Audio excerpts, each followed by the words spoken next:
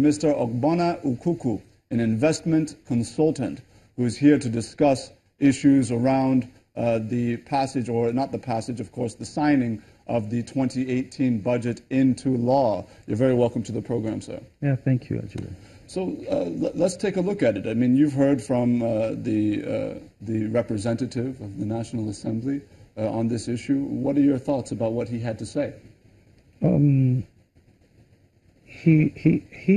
the National Assembly coming with, trying to justify whatever it is that happened with the budget. I see it as laughable, and I also see it as abuse of office. Now, if you claim that you represent the people, now let's do a project impact assessment on the projects that they cut and the project that they included in the budget. Now, if you look at them side by side, you will see which one will be impactful, which one will the people will have more effect on the people that they are supposed to be representing. So for me, I still think that they need to be, they need to come out to Nigerians to explain why they did what they did. And I still haven't seen, the law that, that gives them the backing to do what they have done. So that means in National Assembly now they have National Assembly Budget Office, where they sit down, scrutinize, develop projects for the entire nation. So that's how I see it. But if this has been a question, and my colleague Chamberlain raised it even this morning, that since there seems to be this kind of gray area that everybody is existing in, is it not now time for the President to direct the Attorney General of the Federation to take this matter to court and get a final clarification on who has the powers to do what as it relates to the budget? Yeah, I quite agree. I agree with that stance, because, I mean, at this point in time, we've gotten to that level where we should make a move towards that direction. Just, but I like what the President did yesterday. I mean, he showed leadership by actually signing the budget, because if he didn't sign the budget, we would have entered a budget crisis where everything was shut down in this nation. So for him to have, taken the decision with his team to sign that budget, that means he has the people at heart, and then he actually wants this nation to move forward. But what he's done, just like Harry Truman, the I think he's 30th president of the United States, is the buck stops at our table, leadership. He has taken he has taken the decision, and then he's moving ahead. He's not blaming anybody, but also letting Nigerians know that these are the things we face. Submitting the budget 6 months later, then this is what you get. The entire budget had about 9,913 or so capital projects, and then you insert 6,400 and something projects. Whose budget is it then? It's the National Assembly that actually designed the budget as it stands right now. So, I mean, I think that a lot needs to be done in, having a closure to this. Let's know where lawmaking starts and where it stops, and then where the executive must be able to stamp their feet on the ground and say, this is where we stand, and then make progress. Let's take a look at some of the political permutations when you talk about what we've now seen from the budget. Between the South-South and Southeast in particular, which we know are strongholds of the opposition People's Democratic Party as it stands today, you have a series of projects that have been either defunded or underfunded now by the National Assembly with this budget.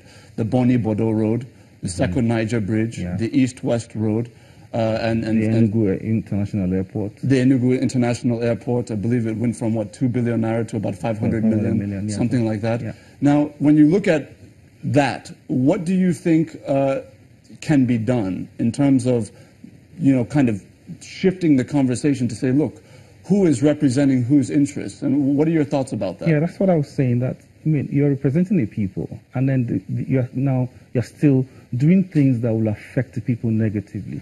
Let's even look at it from an investment promotion point of view.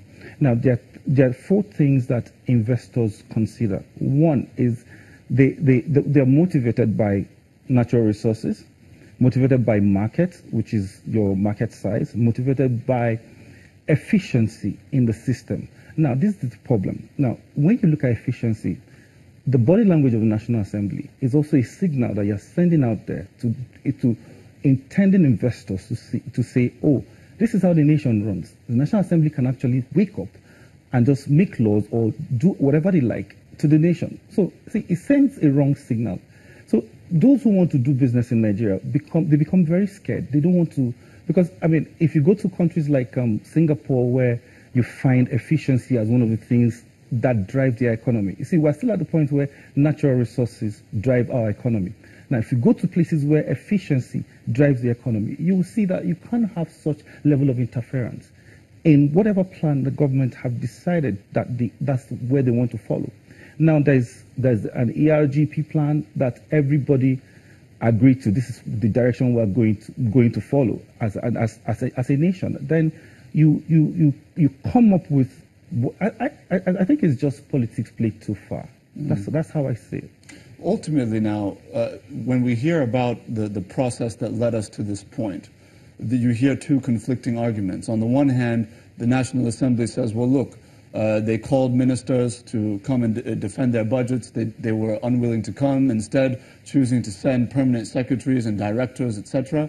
On the other hand, you have members of the executive saying, look, when we sent our ministers, they were asking us to include their projects or outrightly asking us for bribes. If you have these two conflicting arguments and you have a 7-month delay, who ultimately is to blame here? The system is to be blamed. The system. We have to actually blame the system. Now, I think one of the biggest mistakes we've been making in this nation is actually we expect people to do the right things. Nobody will do the right thing by the way man is structured. Man is structured in such a way that if you allow man will go wrong. Now, you design a system where people don't go wrong. What do I mean by that? If, for example, it becomes a norm that every budget defense is recorded and is televised live, nobody will ask anybody for anything. No discussions will happen in any office that is not public.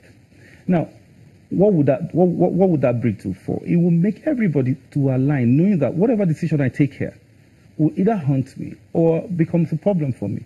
So I think we should go to that level where all these things will be taken care of so that politics will not override economic development.